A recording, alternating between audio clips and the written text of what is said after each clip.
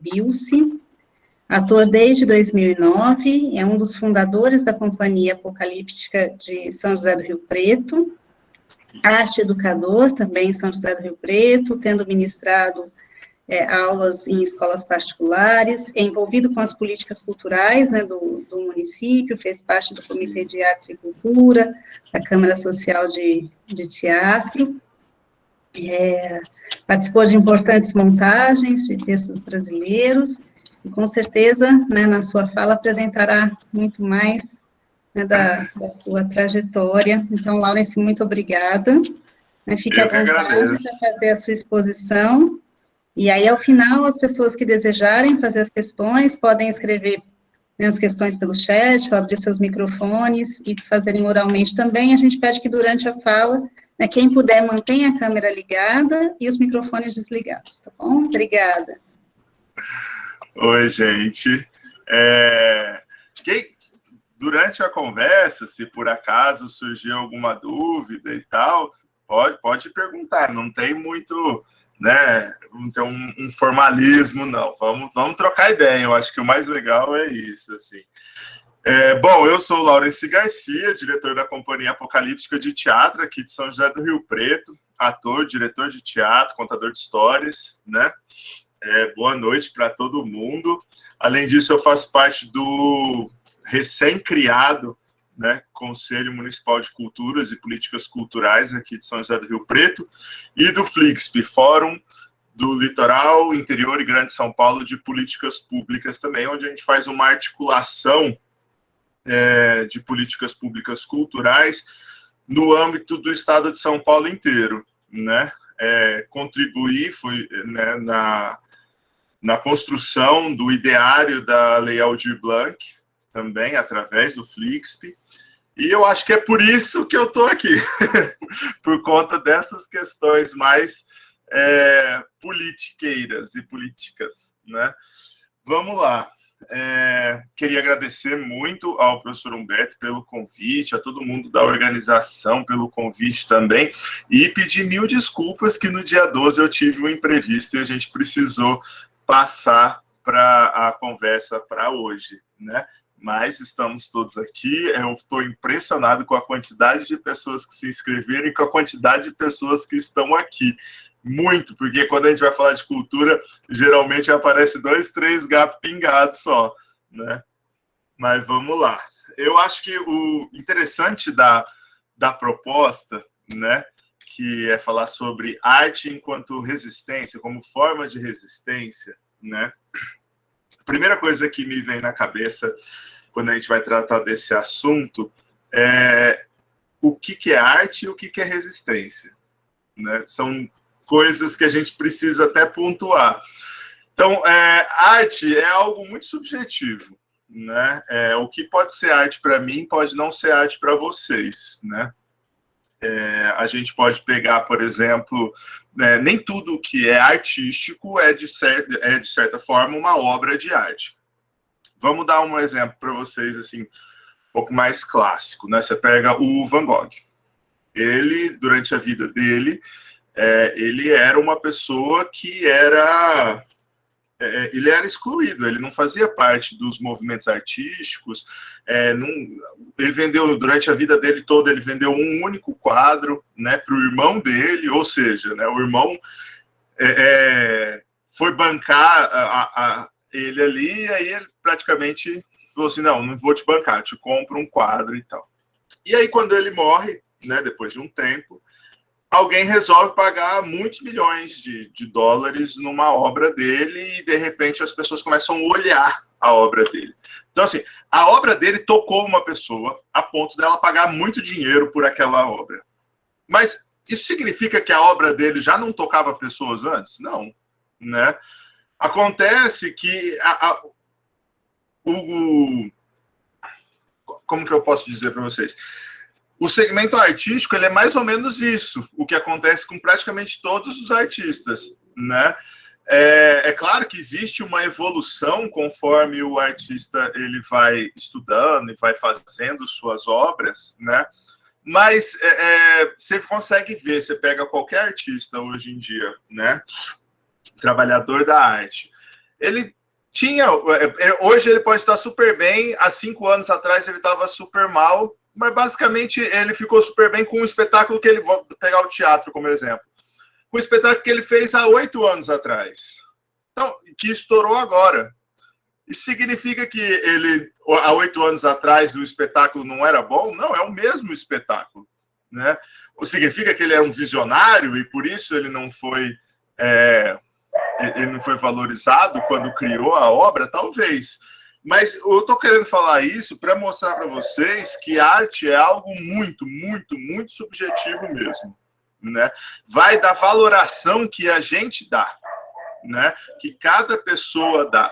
E aí é engraçado que a partir de que uma pessoa dá uma valoração muito grande para aquela obra de arte, outras pessoas começam a valorar ela também. E aí você consegue vender obras de arte muito caras, cobrar muito caro no ingresso do seu espetáculo. Por quê? Porque as pessoas estão valorando. Mas isso parte primeiramente de uma pessoa, né? 1, 2, que vira 3, que vira 4, que vira 5, né? E ainda hoje em dia que você tem veículos especializados, blogs, revistas especializadas, né, que antigamente não se tinha, mas que a lógica é basicamente a mesma, não mudou, né? Então a gente tem que arte é algo subjetivo da valoração de cada pessoa. E o que é resistência, né? Quando me vem essa coisa arte como forma de resistência, a primeira coisa que eu penso é assim, a gente está resistindo ao quê? Né? Porque, de certa forma, estamos resistindo a uma perseguição política, que não sei o quê. Em teoria, a gente vive numa democracia, então isso não deveria acontecer, né? Então a gente não precisaria resistir a isso. Porque quando você pega no Brasil, né, o maior período de resistência artística foi a ditadura militar, né? A gente não vive mais na ditadura militar, a gente vive numa democracia, a gente já ultrapassou esse modelo. E, ao mesmo tempo, os artistas continuam resistindo, né? E aí você começa a pensar, eles estão resistindo ao quê? Eles vivem num mundo paralelo? Os artistas, eles não vivem na mesma democracia que a gente, né? Acontece que, para o artista, né, para aquilo ser considerado arte, ela precisa ser oposição, ela precisa ser uma certa resistência, porque senão ela vira propaganda. Você tinha, por exemplo, durante o período da União Soviética, um forte investimento em arte, né? E não era uma arte de resistência, era uma arte governamental, né? E era uma propaganda. A mesma coisa aconteceu no período nazista. Né, na Alemanha nazista, você tinha um forte investimento no cinema nazista. O cinema alemão tinha muito mais dinheiro do que Hollywood, por exemplo. Por quê? Porque era propaganda, né? A arte, se ela não se coloca nesse local de reflexão, de oposição, de evolução do pensamento, ela se torna propaganda. Por isso ela é naturalmente um ato de resistência. É um ato político também, naturalmente, você querendo ou não. No Brasil de 2021, você ser um artista, você é um agente político, obrigatoriamente, mesmo que você não queira. Você pode fazer a música que for, o espetáculo que for, a contação de histórias que for. Se você é um artista que sobrevive da arte no Brasil de 2021, você é um ser político que está fazendo resistência, né? E aí, veja que eu falei sobreviver, né? O artista, hoje em dia, no Brasil, quando ele consegue sobreviver, ele já é um vitorioso já, né? Ainda mais em tempos de pandemia, onde a gente não consegue trabalhar, né? Propriamente dito. Você não consegue, você teve um ponto de inflexão ali que veio junto com a pandemia que modificou tudo, revirou o mundo artístico de ponta cabeça. Então a gente hoje tem a nossa arte, pelo menos no teatro, ela é uma arte muito presencial, né? O teatro, ele é uma arte urbana presencial, né? As pessoas, ela não, dificilmente ela acontece no meio rural, né? E dificilmente ela acontece sem ninguém. No mínimo, você precisa de 2 pessoas para fazer um espetáculo de teatro. 3, na verdade. Um para fazer toda a parte técnica, um para estar em cena e um para assistir. Você precisa de 3 pessoas para fazer. Com menos do que isso, você não faz. E aí, a pandemia obriga a gente a se virar. Agora, se você tinha um técnico, agora você é o técnico e o ator ao mesmo tempo. E a plateia não está mais na sua frente. Ela está mediada através de uma tela, né? E fazer isso, insistir nesse modo, nessa transformação da arte, né, que é o que está acontecendo com o teatro agora, é um ato de resistência, né?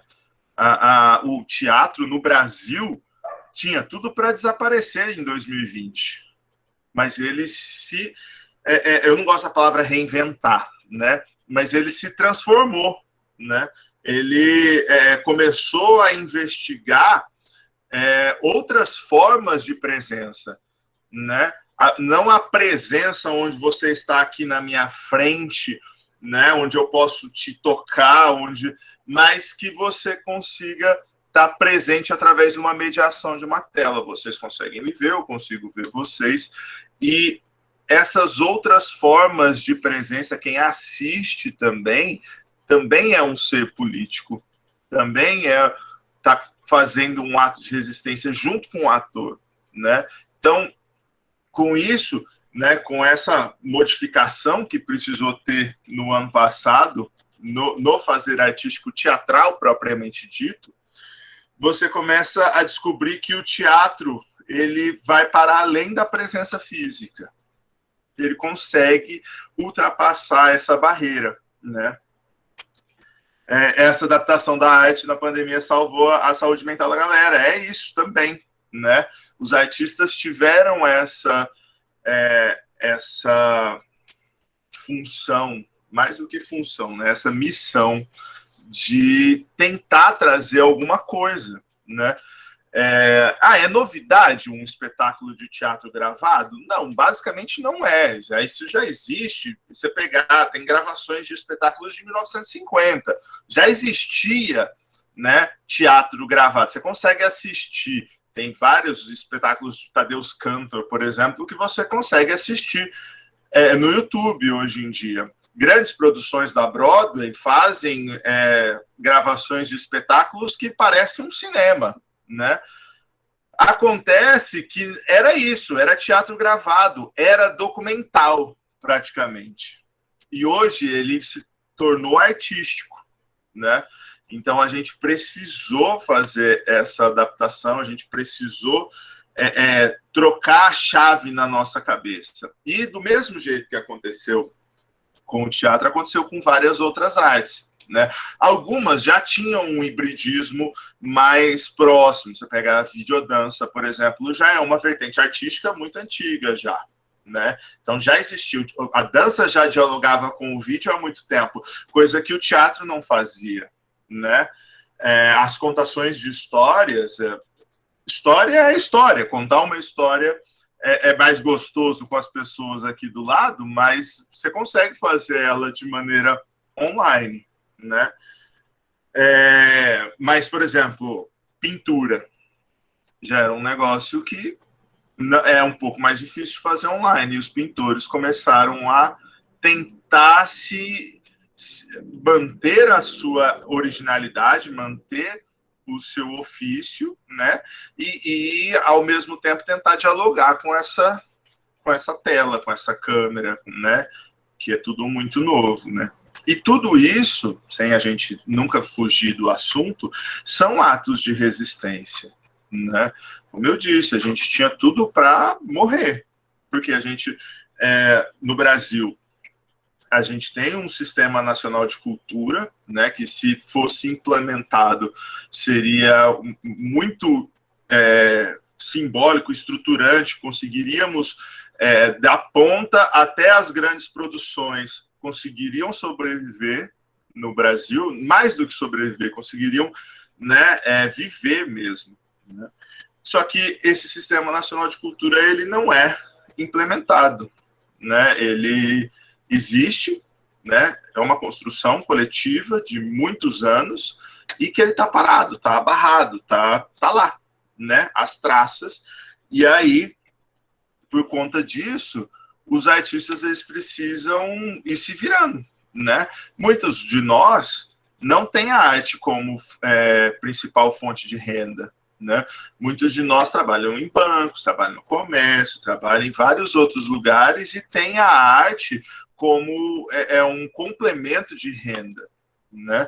E eu conheço pessoas talentosíssimas que, se morassem em outros países, que não precisa. E aí, quando a gente fala de outros países, a gente não precisa ir para a Europa ou para os Estados Unidos. Você vai para a Argentina. A Argentina trata muito bem os seus artistas, é impressionante, né? Tenho colegas lá que vieram apresentar no nosso festival aqui, que se você vê eles falando sobre como o governo está tratando os artistas durante essa pandemia, você fala assim, cara, isso é o sonho da vida, né? Enquanto aqui a gente está nessa batalha diária mesmo, né? Algumas coisas avançam, por exemplo, a Lei Aldir Blanc é uma dessas, né? Dessas coisas que avançaram, mas ela não avança para resolver os problemas, ela avança pontualmente, né? E aí, quando ela, depois disso, depois desse pontual, os artistas vão fazer o quê, né? Então tem todo esse lugar, dessa briga, dessa constante enfrentamento com o poder público no Brasil, né?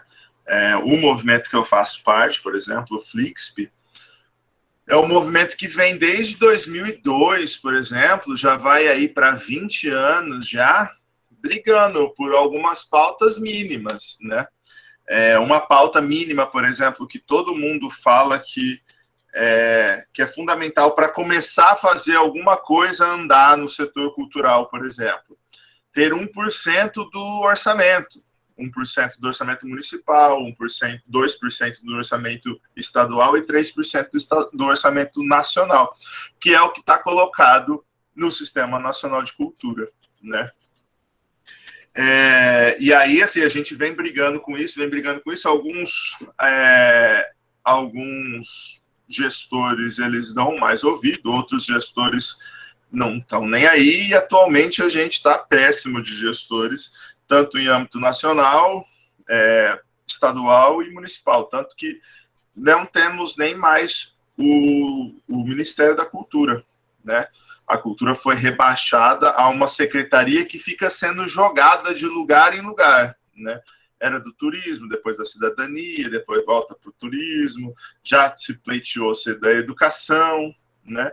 Então é isso, os artistas, eles não têm para onde, não tem uma luz no fim do túnel nesse sentido político, propriamente dito, né?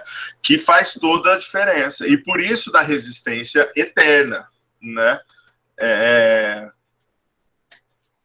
Essa questão prioritária, essas prioridades, né? É muito triste mesmo, Taviana, é complicadíssimo. A cultura, quando você pergunta para as pessoas o que é prioridade para elas, você fala assim, ó, isso aí você tem várias pesquisas nesse sentido, né? O que é prioridade? A cultura está sempre ali, lá embaixo, sabe? Assim, e não que as outras coisas não sejam prioritárias, mas, né, a cultura é o que define a gente enquanto nação, né? E essa perda da identidade nacional, ela é cada vez mais latente, né? Teve um encontro de palhaços há um tempo atrás, de que tinham coletivos de palhaços, e aí tinha vários coletivos de palhaços indígenas, que é uma coisa que a gente geralmente não imagina, né? Se você é um índio palhaço, existe, gente, existe, e é muito legal de ver, né? E nesse encontro de palhaços, cada um dos coletivos, né, eles começaram a cantar e dançar as suas músicas, E aí chegou a vez de um coletivo de palhaços brancos. E palhaço branco, não quer dizer de pessoas brancas, né? Porque existe o palhaço branco e o Augusto, mas não é disso que eu estou falando. Eu estou falando do coletivo mesmo, de pessoas que eram brancas e faziam palhaço. E aí eles não sabiam tocar suas músicas, cantar suas músicas. Não tinha música para cantar, não tinha música para tocar. E aí eles começaram a cantar tentou um pouco mais engraçadinho, tentou puxar um coro do Frozen, o Let It Go. Isso não é a nossa identidade, isso não é a nossa música, essa não é a nossa, a nossa dança, né? Tem uma frase do Renato Russo que eu gosto muito, assim, que eu falo assim, a gente está no Brasil e é importante falar português, não é que a gente não sabe falar inglês, a gente sabe, mas tem uma questão em falar português, tem uma questão em cantar em português, em dançar as nossas músicas, né? Que, em teoria, nem são nossas, né? O nosso próprio idioma não é nosso, né? A gente pega o idioma de outros. Mas beleza, isso é uma outra discussão. Mas o que eu estou querendo dizer é que tudo isso faz parte da cultura, né? E a cultura enquanto resistência também de identidade nacional, né? A cultura, ela vai para além da arte, isso é importante de se colocar também. A arte faz parte da cultura, mas ela não é a totalidade da cultura. A cultura é muito mais, a cultura é o que a gente come, a cultura é o que a gente tem costume de fazer, né? E aí cada cidade tem aspectos culturais próprios, festas próprias, né? Você pega Jaci, tem a festa do milho, é uma festa cultural, né? Ir para a represa, caminhar no pôr do sol, é um aspecto cultural específico de São José do Rio Preto, né?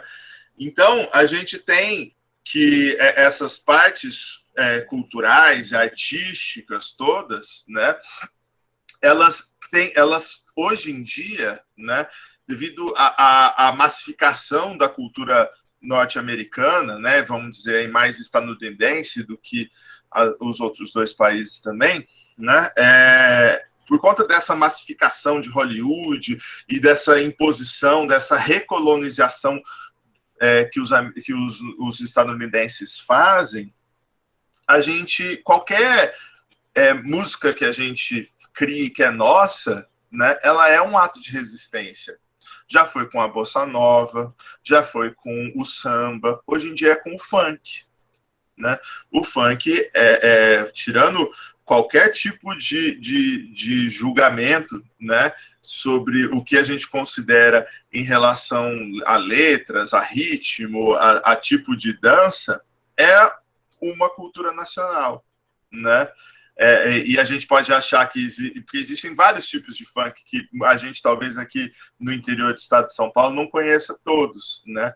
Mas tem o funk de protesto, quem não lembra das meninas que cantavam acho que é o Destino, todo mundo já conhece, que o de cima sobe, o de baixo, é um funk de protesto, né? E tem vários outros, né?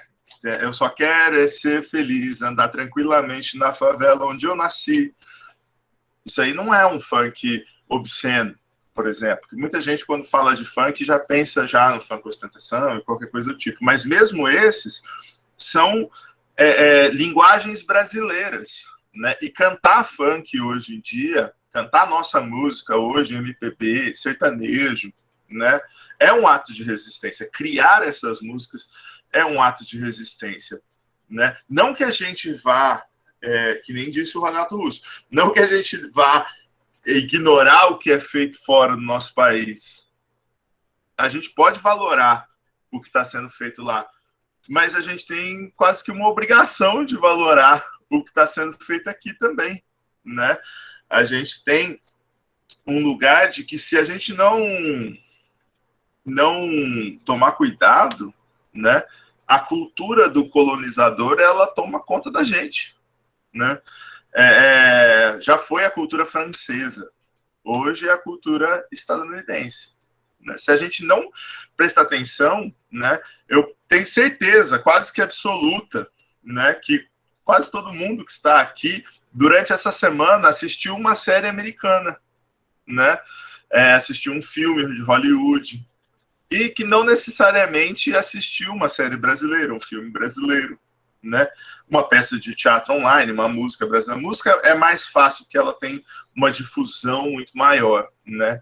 E aí a nossa música, por ser no nosso idioma, também tem essa difusão, né? Então ela é mais fácil de se perceber mesmo,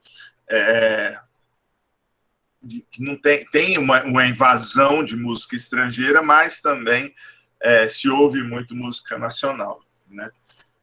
E tudo isso são pequenos atos de resistência que a gente vai tendo no nosso dia a dia. Então, eu não preciso ser um artista para utilizar da arte como um ato de resistência, né?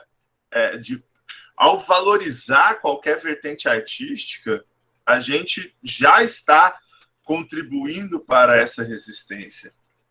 Eu tenho alguns espetáculos que eu escrevi, né, que eles vão nesse lugar mesmo, assim, de o que é esse futuro da arte, e como que ela contribui numa resistência. Tem um que chama Tributo, que ele é basicamente isso, assim. No espetáculo se passa no futuro, e a gente propõe que é um futuro protofascista, para qualquer coisa do tipo, né? E aí a música foi proibida. A arte como um todo foi proibida. Só pode fazer se for oficial do governo, ou seja, é propaganda, né? E aí algumas pessoas da resistência, né, resolvem aprender a tocar alguma coisa, né? Porque também, como sendo proibido, essas pessoas não podem tocar, né? E ao aprender a tocar, elas resolvem hackear um discurso do primeiro-ministro lá do país deles, e ao invés das pessoas ouvirem o discurso do primeiro-ministro, elas escutam um show de música, né? E o espetáculo acaba numa tragédia, porque todo mundo morre. Mas tem essa proposta de resistência. A gente não chegou nesse lugar ainda, mas se a gente não fizer alguma coisa, a gente pode chegar, né? Isso não é um negócio que é muito irreal. Vou dar um exemplo para vocês. Semana passada teve uma live de música que foi cancelada e, assim, virou um burburinho danado, né? Por quê? Por conta do nome da live. Não era o conteúdo, mas era o nome. Por quê? As pessoas, elas não se importam... Algumas pessoas, né, gente? Vamos generalizar, né?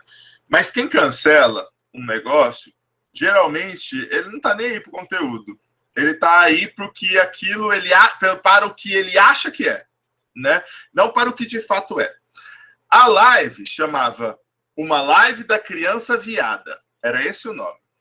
Pô, se eu não sei do que se trata, se eu não sei do que é, me parece algo relativamente preocupante. Espera aí, que criança viada é essa, né? Então, aí o pessoal já ficou todo... Meu Deus, o que está acontecendo? Acontece que era uma live para adultos e não foi divulgada como diferente, não foi divulgada para o público infantil, era um negócio de adultos, que eram 4 músicos ou atores, não lembro agora, que eram homossexuais e que estavam contando suas histórias de infância. Era isso. E aí o pessoal começou a achar que estava querendo converter as crianças, aquelas coisas que a gente que está aqui na pedagogia, a gente sabe que isso não tem nada a ver com a paçoca, né? Então é isso, sim. Algumas pessoas, né, elas estão preocupadas muito com o que elas acham que é arte, do que com o de fato é, né?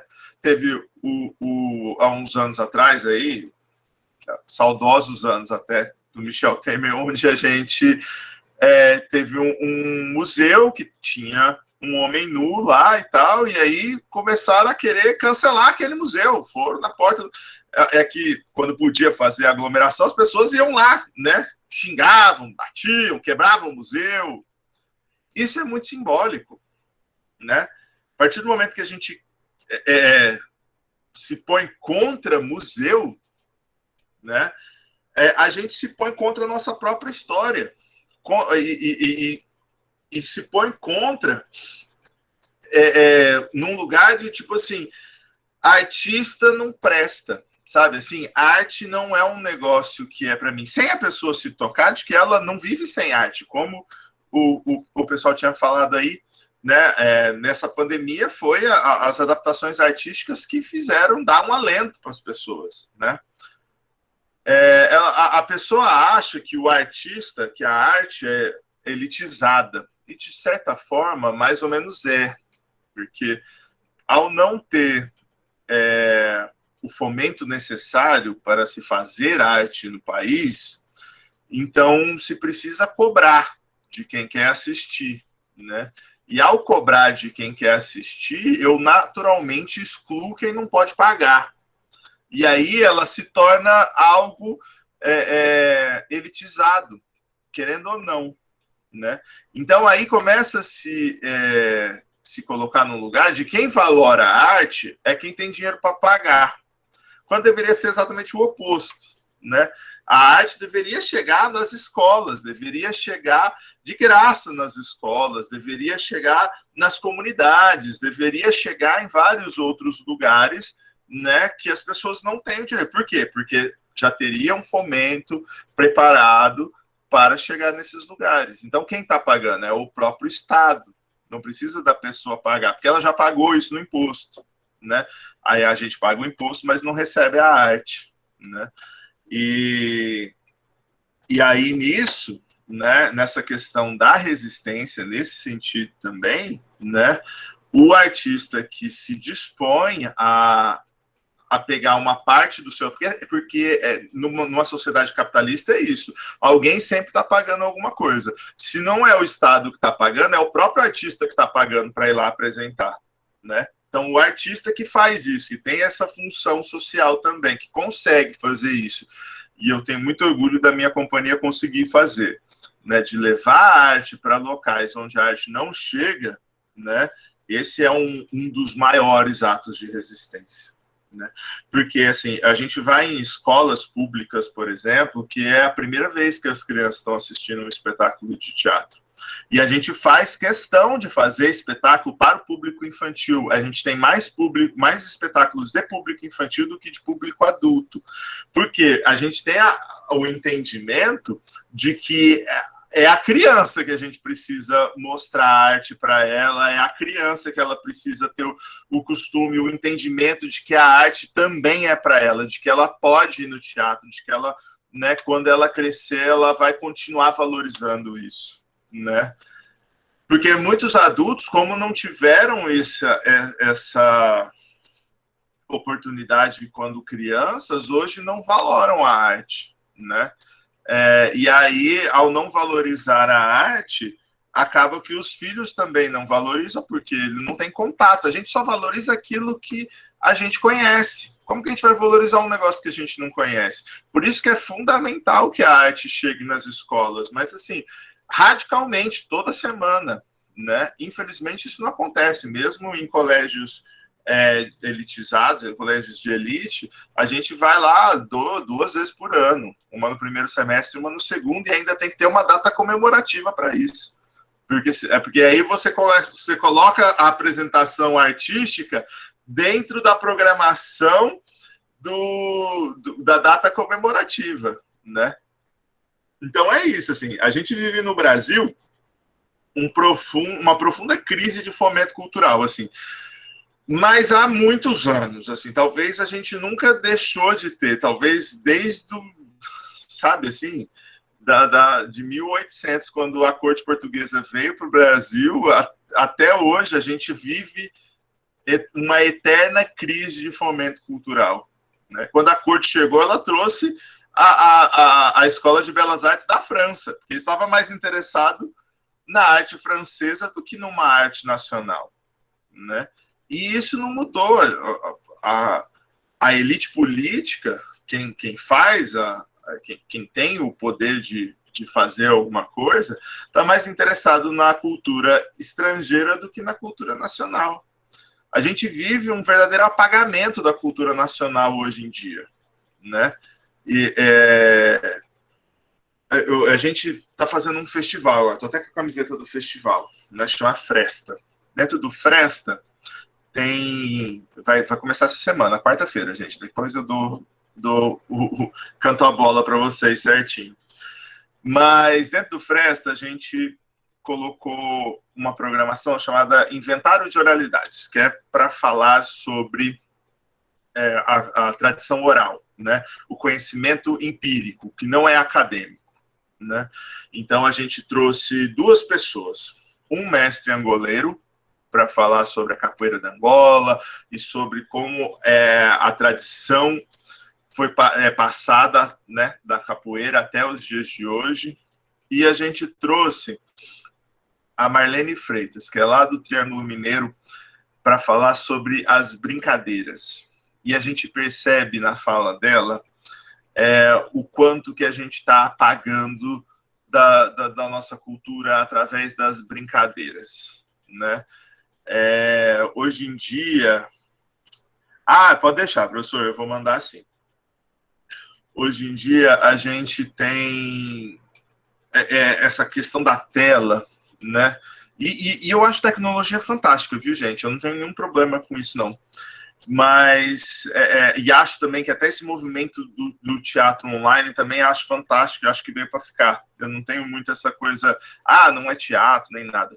Mas a tela aqui, ela está fazendo com que as crianças, né, fiquem cada vez mais agitadas e elas vão, com o tempo, perdendo as brincadeiras, né? Hoje em dia, cara, é muito difícil de você encontrar alguém jogando. Fala uma brincadeira muito clássica, né? Que é a bet. Né? Tipo, é muito difícil você ver alguém jogando bet. Muito difícil você ver alguém num carrinho de rolimã, sabe? E essas brincadeiras, elas fazem parte da nossa cultura. E hoje, construir um carrinho de rolimã e dar para o seu filho é um ato de resistência. E é artístico também. Porque é manual construir o carrinho de rolimã. Ou mesmo você comprar um carrinho de rolimã, pode não ser artístico, mas é um ato de resistência. Né? Não deixar as nossas brincadeiras morrerem é um ato de resistência. Né? Então, e tudo isso está intrínseco, é uma coisa que vai levando a outra, sabe? Eu acho que o mais interessante dessa conversa, dessa reflexão sobre arte e resistência, né, é poder olhar para o que é nosso mesmo, assim, sabe? Para o que faz da gente brasileiro. Vocês me viram aqui hoje, muitos de vocês nunca me viram na vida, ou talvez, se a gente tiver sorte, algum das 122 pessoas que estão nessa sala já assistiram um espetáculo meu e já sabem já como que é, né? Mas se a gente for num país muito distante daqui e a gente se encontrar lá, ao falar que é brasileiro, a gente já tem várias coisas em comum. E eu posso ser um brasileiro da Amazônia junto com um brasileiro do Rio Grande do Sul, que tem muita coisa em comum. E isso que a gente tem em comum, só pelo simples fato de ser brasileiro, é a identidade nacional. A relação que a gente tem com o carnaval, a relação que a gente tem com a festa junina. Isso tudo compõe a identidade nacional. E não deixar a identidade nacional morrer é um ato de resistência. Né? A arte compõe essa identidade nacional. Quando a gente vai para fora do país e a gente fala que é brasileiro, eu recentemente fui, um pouco antes da pandemia, eu fui para a África do Sul, né? E na África do Sul você fala, eu sou brasileiro. Os caras já vêm com bossa nova, com samba, já vêm com funk, já é isso que torna a gente brasileiro. É isso que torna a gente, né, que faz a nossa identidade. E as pessoas gostam da nossa arte. Não tem por que a gente não gostar. Cinema novo, sabe? Bossa nova, tropicália. Não tem por que a gente não valorizar isso, sendo que o próprio resto do mundo inteiro valoriza. Né?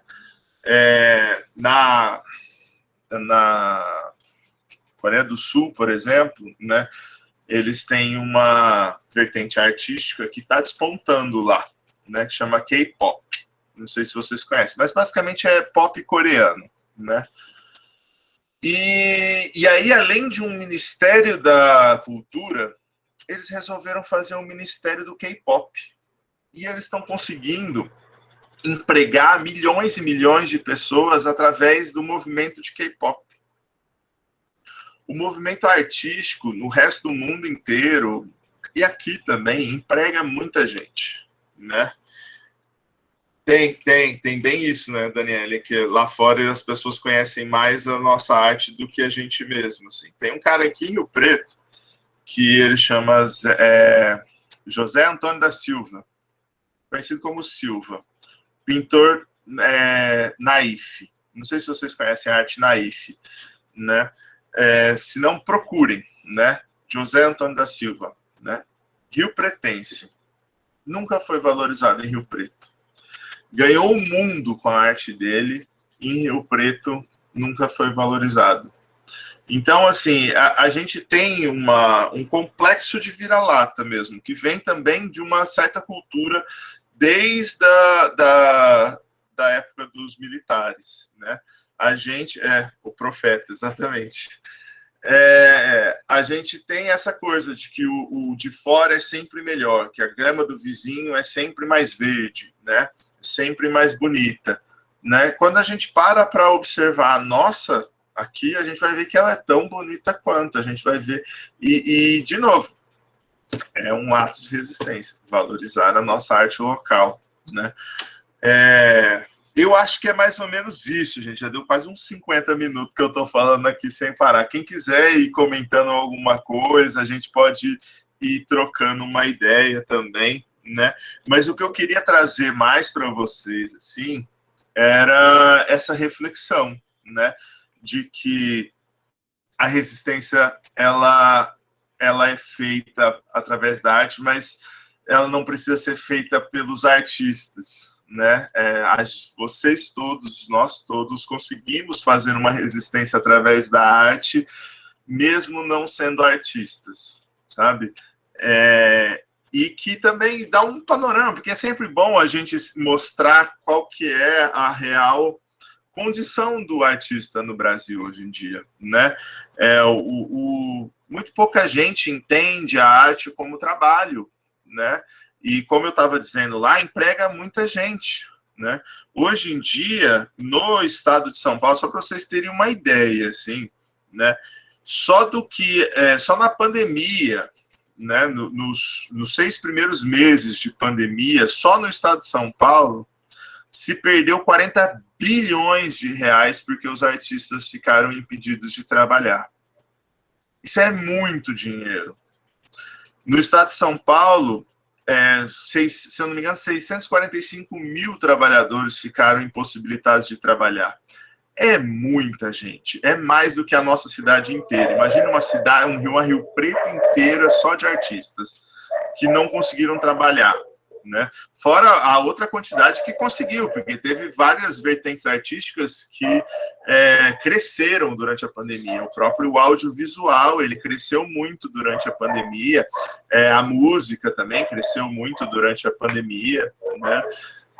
E aí eu tô falando esses números, assim, eu posso até depois pesquisar os números exatos, assim, de quantos trabalhadores são no Brasil e tal, mas, se eu não me engano, no estado de São Paulo, que é o estado que mais trabalha a indústria cultural, a indústria artística, né? A cultura, a arte como um todo, e aí eu falo cultura porque vai para além da arte, né? Como eu disse, essas festas, elas também são consideradas cultura. Festa junina, carnaval, festival de inverno de Campos do Jordão, por exemplo. Então, no estado de São Paulo, o setor cultural ele é responsável por praticamente 5% do PIB do estado mais rico do Brasil. Então, não é pouco. Cada pessoa que trabalha com arte e com cultura, ela é um trabalhador. A pessoa não faz... E aí vem uma questão filosófica também. Por que as pessoas não consideram que a pessoa que trabalha com arte, ela é um trabalhador? Porque ela considera, de maneira geral, as pessoas consideram que arte você não pode gostar do que você faz. Arte não, que trabalho você não pode gostar do que você faz. O trabalho não é algo prazeroso. E o artista, ele mostra que o trabalho pode ser prazeroso, ele gosta do que ele faz. E ao gostar do que ele faz, ele desafia a sociedade. Porque trabalho não é algo que você pode gostar. Então você não trabalha. Se trabalho não pode gostar e você gosta do que você trabalha, você não trabalha. É um hobby seu, que você ganha uns trocados aí. Só que não deveria ser uns trocados aí. A pessoa deveria conseguir viver bem do que ela faz, né? Porque é um trabalho como qualquer outro. Então, é mais ou menos isso, assim, gente. Aí, se vocês tiverem alguma questão, alguma coisa para a gente refletir um pouco mais, eu vou ficar muito feliz. Quanto mais, melhor, gente. Só quem preferir pode escrever no chat, a gente faz a leitura, ou pode abrir o microfone também, e fazer oralmente a pergunta, fiquem à vontade. Enquanto o pessoal se aquece, eu queria te convidar a pensar um bocadinho mais a relação entre arte e escola, né? Eu sou suspeito para falar, porque assim, a gente, a nossa companhia, né, é a nossa principal fonte de renda. É o que a gente mais faz, é a arte com escola, né?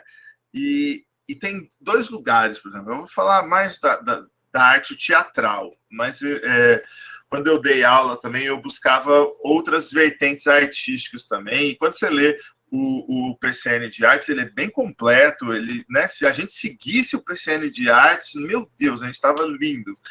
Mas eu acho muito importante, assim, levar arte para a escola, né? Como eu disse, eu tenho uma certa descrença de que até vale a pena fazer muito espetáculo adulto. A gente faz porque tem coisas que não dá para falar para as crianças e que a gente quer falar, né? Que nem esse espetáculo que eu contei para vocês aí. Mas as crianças ali, no comecinho, desde criancinha que a gente começa, assim, a gente tem espetáculos para praticamente bebês, 3 anos de idade, sabe? Assim, que ao começar a assistir, seja no teatro, ou seja na própria escola, né? Ao começar a ter contato com essas vertentes artísticas, seja ela qual for, teatro, contação de histórias, dança, música, né, boneco, ao ter contato, ela começa a querer buscar aquilo, né? Então, assim, por que as crianças buscam as coisas que ela... por exemplo, vários amigos falam que, assim, meu filho fica no YouTube, e aí, assim, se tem um show do Lucas Neto acontecendo em tal lugar, ele quer ir de qualquer forma. Por quê? Porque é o que ele tem contato. Se ele tem contato com teatro, desde criança, quando ele virar um adolescente, ele vai querer assistir espetáculo de teatro. Porque ele vai ver que não é elitizado, ele vai ver que muitos são engraçados, né? Que passam mensagens, que vão acontecendo diversos sentimentos, até ele entender o que é catarse, né? Quando ele for num espetáculo de teatro e experimentar a catarse, né? Experimentar aquele momento de, tipo, elucidação, de, sabe, assim, ele vai valorar isso pro resto da vida, ele vai sempre assistir. Mesmo que nunca mais ele consiga ter aquele sentimento, ele vai sempre buscar aquele sentimento, né? Então, pra gente... É fundamental fazer arte para criança, sabe? Assim, para mim é mais importante fazer arte para criança do que fazer arte para o público adulto, assim. E levar. Eu gostaria muito, assim, de que as escolas levassem direto, assim, né? Ou que trouxessem para a escola, porque eu acho importante as duas coisas. Eu acho importante a criança ir no teatro, porque ela vai perceber que lá existem regras, é um outro ambiente, é um ambiente específico para a melhor apreciação de um espetáculo. Mas é importantíssimo a arte na escola, porque aí você mostra que a arte pode acontecer em qualquer lugar. porque a criança ela não precisa ir naquilo, se arrumar. É engraçadíssimo, gente. A minha mãe não vai nos meus espetáculos, porque ela acha que não é lugar dela. Ela agora no online ela está assistindo tudo, mas ela acha que o teatro não é o lugar dela, né? Ela foi numa peça uma vez, chegou um pouco atrasada, a diretora do teatro não deixou ela entrar, ela nunca mais voltou. Então, assim, é muito louco isso. A minha própria mãe, que conhece, que sabe quem, né, do meu trabalho, ela acha que arte não é para ela, que o teatro não é para ela. Isso é muito preocupante, sabe? E do mesmo jeito da minha mãe, acontece com um monte de gente. E como... Valoriza a cultura. Exatamente, aí, Silvana. Os nossos artistas, quando começou o Brasil a trazer arte do Brasil, eles traziam arte francesa, não era brasileira. Exato. Você nunca valorizou. Aí você, o cidadão, quando a gente sai por aí, o mundo lá fora valoriza o Brasil. Sim. E aí como que você... E aí, como que você coloca isso? Como que você mostra para a pessoa, né, para a criança ele, com e tal? 14 anos, ele foi aprovado na Universidade Federal de Sergipe. Olha só. Ele estava na UOL de ontem, meu pai. Ai, que legal. Você mostra isso levando para as crianças na escola, levando arte para as crianças na escola, ela vai perceber. Com 14 anos, ele passou na Federal de Sergipe, deserto. Pô, mas no Nordeste estamos na EQC, né? Então, na Assembleia agora, que a gente foi a última vez, Oi, mano. meu irmãozinho lá, 16 anos, passou na Federal. Acho que agora não é entre nós aqui. Eu acho que está tendo uma conversa paralela. Ele precisou de uma decisão judicial para autorizar a sua proficiência e assim cursar a faculdade. O Andrew está inscrito, levanta a mão. Sim, posso falar? Claro. Primeiramente, boa noite, é um prazer estar aqui. É muito legal quando eu tenho contato com questões assim que envolvem a arte. Eu sou professor de matemática. Só que eu fiz matemática também. Mano, será que ela tá te ligando? Mas eu não formei, não. Então, eu sou formado, faço mestrado agora em educação, e estou estudando questões de educação antirracista, educação matemática. Só que desde criança sempre fui muito ligado às questões artísticas. Eu fiz aula de teclado, eu fiz aula de clarinete, fiz aula de sax, aí depois eu fui fazer teatro, fiz um monte de coisa. Sempre gostei muito dessa parte artística. Eu falo assim que eu tento fazer das minhas aulas de matemática um espetáculo também. Porque eu acho que o professor ele tem esse cunho, né? Ele tem que se reinventar sempre. Então, é um artista também. Ser professor é uma performance, né, Andrew? Quando a pessoa está na frente daquelas várias outras pessoas, sejam elas de que idade for, ela está performando ali, querendo ou não. Exatamente. E aí eu sempre tento trazer questões da arte para as minhas aulas de matemática. Então, por exemplo, quando eu falo de sequências, essas coisas, aí eu tento trazer uma ligação para a questão da música, da teoria musical, que eu sei que não é lá muitas coisas, mas que eu acho muito legal. E aí eu vejo que o ambiente escolar, né, a gente tem infinitos artifícios que tentam colaborar até mesmo para um desmonte do ambiente escolar. Porque o ambiente escolar não é um ambiente agradável nem para o aluno, muitas vezes não é agradável para o professor, a gente vai com cunho de obrigação, né? Porque é um que articula para isso. E aí eu vejo muito uma fala que foi dita que eu acho que é muito importante, porque a arte, ela não é vista como trabalho, e ela também não adentra muitas esferas, porque ela tem esse cunho de trazer conforto, diversão, né? Trazer um bem-estar. E parece que não pode ter um bem-estar. Parece que proibido. A escola, ainda mais na aula de matemática, quem que vai vincular coisas legais na aula de matemática? Matemática está aí tida como um negócio que é chato, que é maçante, repetitivo, que é tecnicista, né, Andrew? Então, assim, enquanto a gente fica numa sociedade capitalista que que procura valorizar o técnico, o repetitivo, ali, onde você fica o tempo todo assim, só olhando para frente sem poder olhar para o lado, a arte é o pior inimigo, né? Sim, então eu tento fazer esses movimentos, e eu tenho alguns professores, eu sou de Araraquara, aí eu tenho alguns amigos que são professores de história, minha vizinha é professora de artes, e eles sempre ficam se questionando como que eu articulo artes, que eu gosto muito, levo questões de música, obra de arte, tudo para as minhas salas, consigo discutir questões sociais, tipo racismo, tudo nas aulas, e ainda dou aula de matemática. Eles acham que não tem como vincular, porque a matemática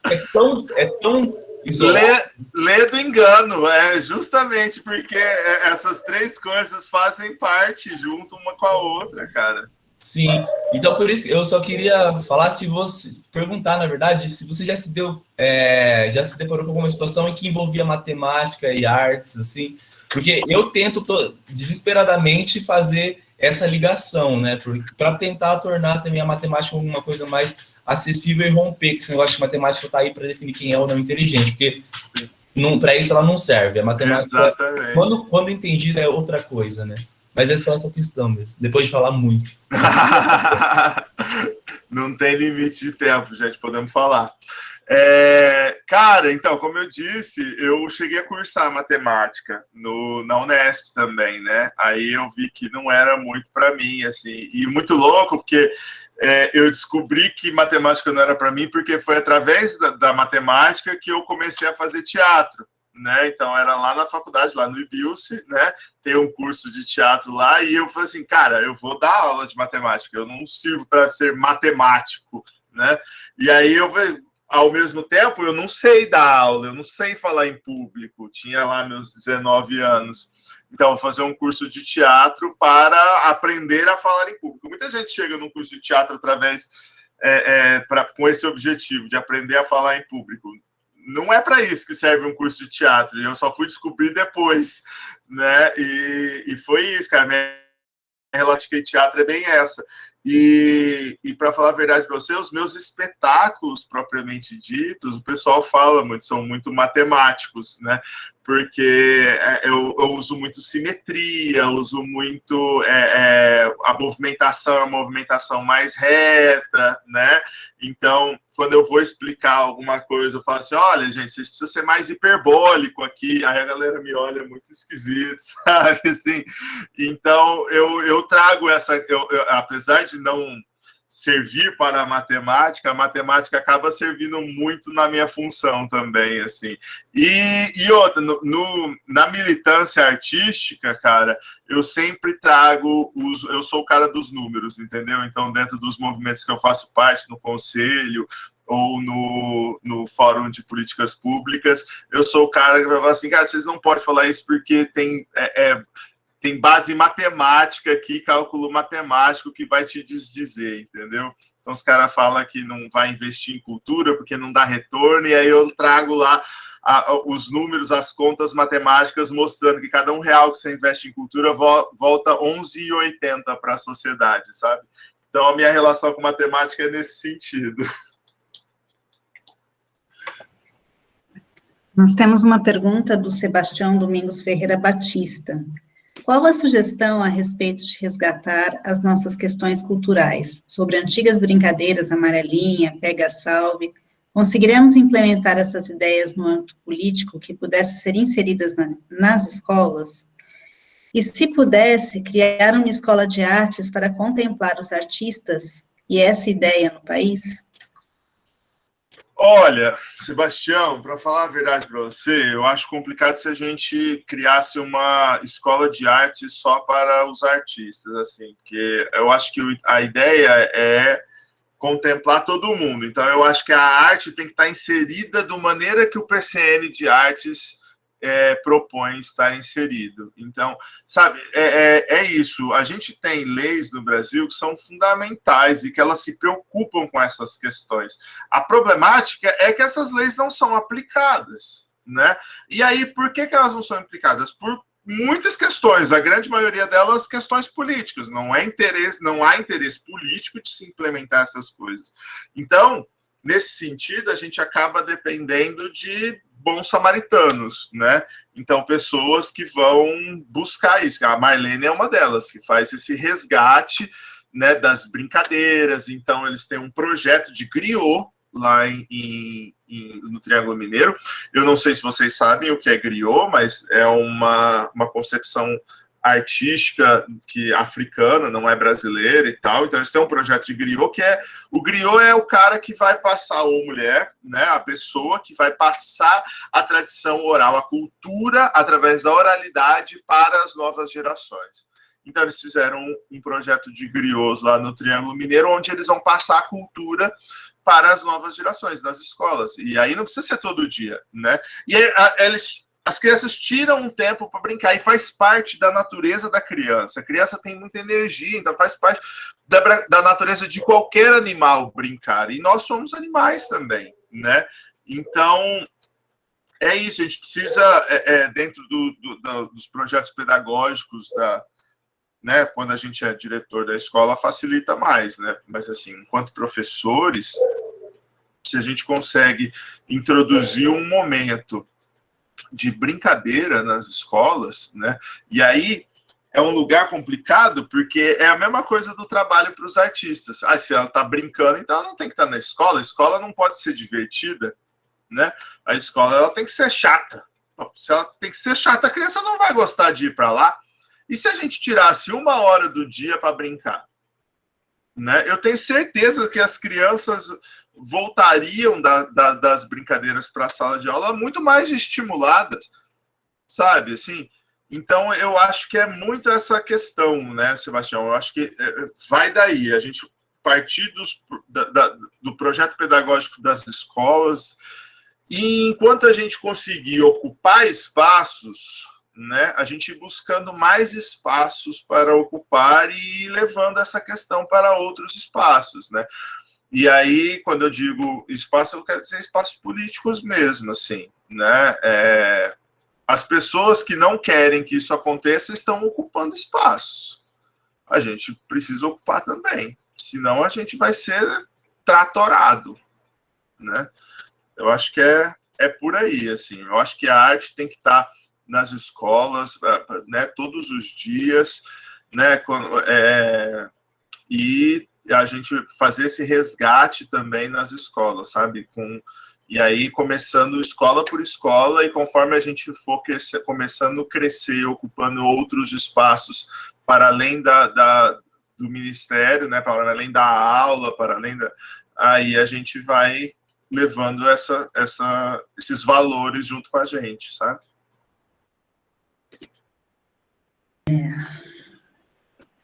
Camila de Oliveira Jorge escreveu: boa noite, Laurence. Minha fala é apenas um agradecimento. Foi uma exposição excelente, extremamente reflexiva. Sou apaixonada por teatro desde pequena, por incentivo de minha tia, que sempre me levava a espetáculos teatrais e circenses. Como professora de língua portuguesa e inglesa, procuro levar a arte aos alunos, pois, como disse Cândido, a arte é um bem essencial para mantermos a sanidade e a boa qualidade de vida. A Camila é um exemplo. Você vai levando de criança e a pessoa vai valorizando, né? É difícil. É muito louco, assim, porque, por exemplo, eu comecei a fazer teatro sem nunca ter assistido teatro, né? Como eu disse, eu não fui no teatro porque eu valorizava o teatro e eu queria aprender a fazer aquele ofício. Eu fui no teatro porque eu queria saber aprender a falar em público, né? E aí o teatro me fisgou nessa. Mas é isso, eu fico vendo, né, os atores bem mais jovens do que eu, adolescentes, assim, eu falo assim, cara, eu queria ter tido a oportunidade que você está tendo, de entrar numa companhia de teatro quando eu tinha 10 anos, 15 anos, né? E é isso, assim, a gente começa de criança a valorizar, sabe? A Rosimeira, ela faz uma ponderação aqui, até os professores precisam ser resgatados pela arte. Sim. E você sabe que, assim, a gente faz os nossos espetáculos e leva para as escolas, os professores ficam mais loucos que as crianças, né? Porque é um negócio que faz falta na vida da pessoa. A pessoa não ter aquilo no cotidiano dela, quando ela tem... Nossa, é uma festa, cara. A gente vai apresentar em escolas, às vezes tem 400 crianças e, sei lá, uns 20 professores. Os professores estão dando muito mais risada que as crianças, porque faz falta na vida da pessoa ela não ter acesso àquela... A arte como um todo, e às vezes ela não tem acesso, às vezes ela até quer ter acesso, mas é caro por quê? Porque não tem fomento por quê? Porque não tem valorização, então você tá vendo, é uma bola de neve, sabe, que eu disse, queria eu estar toda semana numa escola pública diferente, levando arte para as crianças, sabe? Vinícius Zepon levantou a mão. Vinícius. Oi, gente, boa noite, Laurence. Boa noite, Vinícius.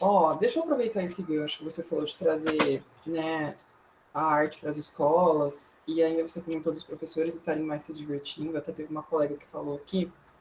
Vocês já pensaram em fazer, por exemplo, uma formação docente para trazer para os docentes dessa escola um trabalho em conjunto?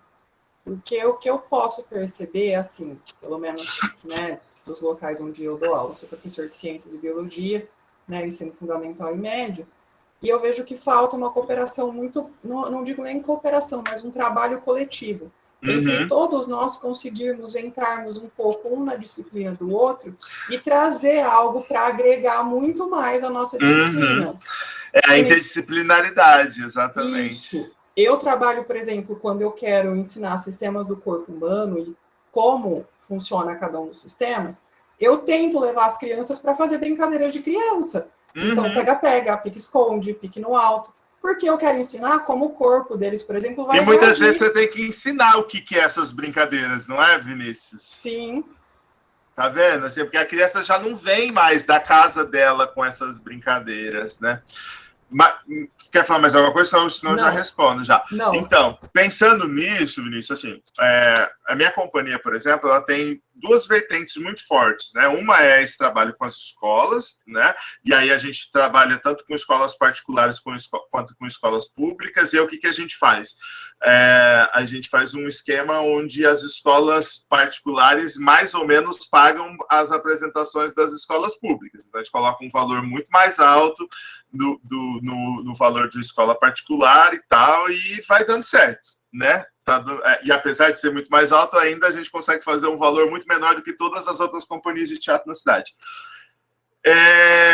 E o outra vertente são editais, né? Porque assim, existe um problema de fomento na cultura, né? Mas existem editais, né? Então, assim, existem editais municipais e estaduais. Nacionais não existem, né? O nacional seria substituído pela Lei Rouanet, e que ela foi toda bagunçada. A ideia dela no começo era fantástico, mas depois ela virou um negócio que vira mais propaganda do que fomento artístico.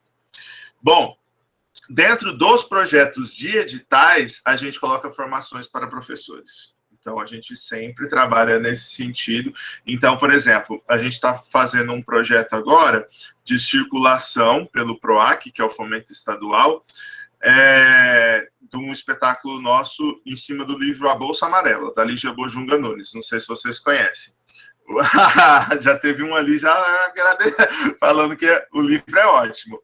O espetáculo chama A Mochila Amarela. E dentro da circulação da Mochila Amarela, que a gente vai passar, se eu não me engano, por 6 ou 12 cidades, alguma coisa assim, a gente vai fazer formativas com os professores. A gente já fez a primeira lá em Presidente Prudente, né? E aí, por conta da pandemia, ela foi online, e que são formativas de contação de histórias nesse projeto específico, né? Então, a gente vai não só dar uma reflexão sobre contação de histórias, mas explicar algumas técnicas, a diferença entre mediação de leitura e contação de histórias, né? É uma formativa relativamente rápida, mas que a gente... A ideia é acender a faísca, sabe? Assim, neste caso específico. Mas a gente tem um trabalho com professores, sim. A gente gosta muito de fazer esses trabalhos com professores, sabe? Porque, de novo, a gente tem... Acredita que tudo bem, a gente vai lá, a gente vai apresentar os nossos espetáculos, mas não pode ser uma coisa que é pontual. Ela precisa reverberar, e ela só vai reverberar se o professor pegar aquilo para fazer. Um espetáculo de teatro só vai virar uma redação se o professor de redação quiser, se ele não quiser, não vai, entendeu? Então a gente procura fazer esse trabalho com os professores também, sabe? E a gente fica muito feliz quando é convidado para fazer esses tipos de trabalho. Nós temos vários elogios e agradecimentos aqui. Eu que agradeço, gente. Vocês são Maria os fofos. Elisa dizendo que é um prazer revê-lo. Professora Maria Elisa.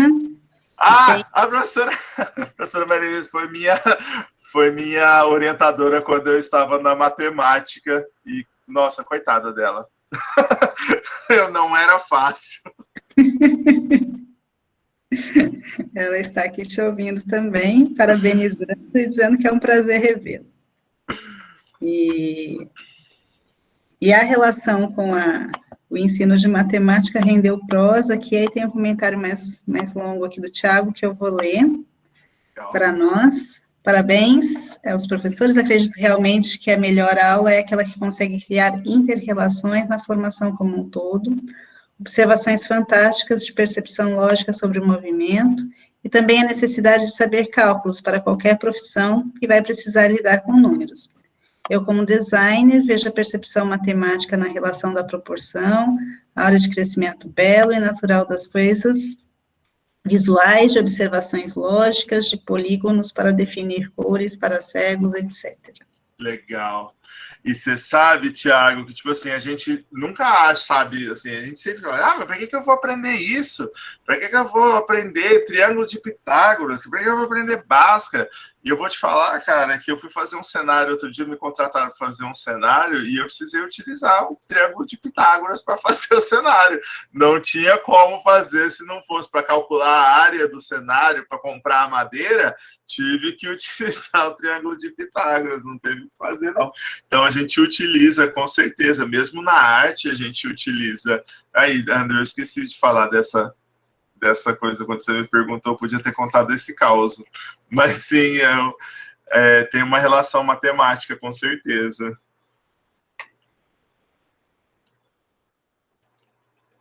É uma arte.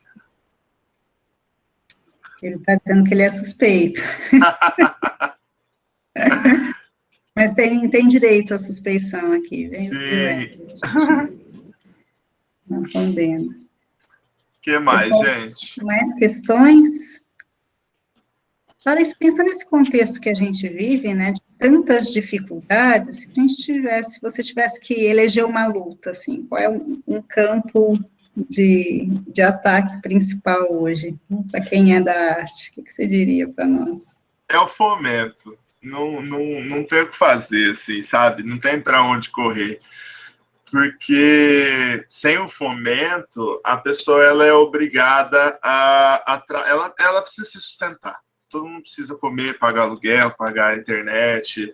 Então, se ela não consegue tirar isso da arte, né, ela tem que trabalhar no comércio. E ela trabalhar no comércio prejudica o trabalho artístico dela, porque é estressante, ela não consegue ter tempo, né, para se dedicar. Então, a principal questão hoje, assim, muito além do que censura, muito além do que essas problemáticas todas, que são muito problemáticas, né? O fomento, ele é essencial, assim. Sem o fomento, você não começa, você não faz nada. E é através do fomento que você mata a arte, assim. Se você mata o fomento, você mata a arte, né? Então, tipo assim, a nossa companhia, por exemplo, hoje em dia, né, nós somos em 14. Se eu não me engano, pelo menos metade vive exclusivamente da companhia. Eu incluso nisso. Ao viver exclusivamente da companhia, a gente não está correndo risco de pegar o Covid no comércio, de pegar ônibus para poder, de ter que dar aula, né? E aí é isso, assim, tipo, a gente nem sabe como que seria. A gente ensaia em horário comercial, sabe, assim? O que para artistas que trabalham no comércio isso é impossível. O cara vai ter que ensaiar 8, 9 horas da noite, e aí os ensaios são de pelo menos 3 horas, e vai terminar meia-noite para acordar às 5 horas da manhã no outro dia. Como que faz? Não faz. Então, assim, o fomento, ele é o ponto de partida, sabe? Assim, para equalizar as questões artísticas. E aí eu posso dar um exemplo da Lei Aldir Blanc, né, que é uma lei que saiu agora e tal, e aconteceu algo inédito no estado de São Paulo, assim, nunca tinha acontecido e nunca mais vai acontecer. Todo mundo que se inscreveu foi contemplado. Então, tipo assim, isso nunca mais vai acontecer, porque na próxima vez que tiver uma lei dessa, então a galera vai se inscrever em peso e aí foi isso, assim, foram 4.100 projetos, mais ou menos, né? Os artistas conseguiram produzir, eles conseguiram ficar em casa, produzir os seus trabalhos, eles conseguiram ter um respiro, sabe, assim, e eles utilizaram no Brasil inteiro 3 bilhões de reais. Cara, isso é muito pouco para resolver o problema da cultura, isso não é nada. Não é nada, nada, assim. O orçamento de Rio Preto é quase isso, sabe? Assim, é 66% disso. O orçamento da cidade de Rio Preto. Para resolver o problema da cultura no país, então você vê que os caras não estão querendo resolver. É uma questão de escolha não resolver os problemas da cultura no país, sabe? Assim, então, o fomento, ela é a briga principal, é onde a gente mais ataca.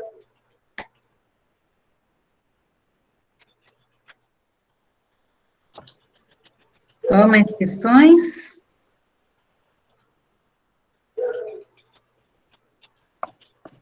Não? Mais alguém? Então, acho que a gente caminha para a finalização. Se quiser fazer alguma consideração ainda, algo que... Fazer um merchan. Tem os links que você disse que ia passar para nós. Exatamente. Ó, a gente está fazendo um festival chamado Fresta, né? É uma jornada literária online. E o legal desse festival é que ele busca olhar para a literatura para além do livro, né? E para além da própria literatura. Então, são vertentes artísticas distintas que dialogam com a literatura. Então, a gente tem websérie, tem show de música, contação de histórias, a torta e a rodo, né? Umas 20 quase, contação de histórias.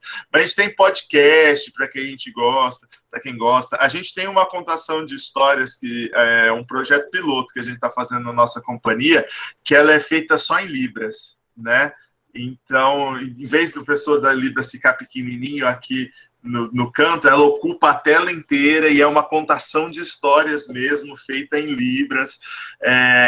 Tem os inventários de oralidade que eu falei, tem lançamento de livro, vai ter, como é que chama? Feira de livro online, né, de autores independentes, não só de Rio Preto, né, e os artistas que vão participar do festival, né, 80% são de Rio Preto, mas tem do Brasil inteiro, do sul ao nordeste, tem 80% dos artistas são mulheres, isso a gente fez questão de ter na curadoria. Então, a gente ficou muito feliz com o festival. Ele começa quarta-feira agora, nas nossas redes sociais. Gente, assim, se vocês puderem acompanhar, eu tenho certeza que vai ser enriquecedor. Assim, tem tudo quanto é tipo de vertente artística, vocês vão gostar bastante. E para acompanhar, tem audiolivro. Vocês podem acompanhar no nosso YouTube, né? Que é cia.apocalíptica. E no Instagram também, @cia.apocalíptica. Facebook, a gente está em todos os lugares aí. O festival tem 65 horas de programação, né? Essa é a primeira edição desse festival. Ele foi contemplado pela Aldir Blanc Municipal, aqui em Rio Preto. E além disso, a gente tem outros festivais que a gente faz, tem muita coisa que a gente está montando um espetáculo A Revolução dos Bichos para crianças, né? Então também vai estrear agora, eu acho que em julho, agosto, alguma coisa assim. Então depois a gente faz a circulação dele também. Então tem muita coisa acontecendo durante o ano, né? A gente deu, não é só sorte, mas teve muito trabalho e competência para conseguir os fomentos necessários para trabalhar durante o ano todo. Então a gente vai, né, já fizemos um festival, vamos fazer o outro, temos estreias acontecendo.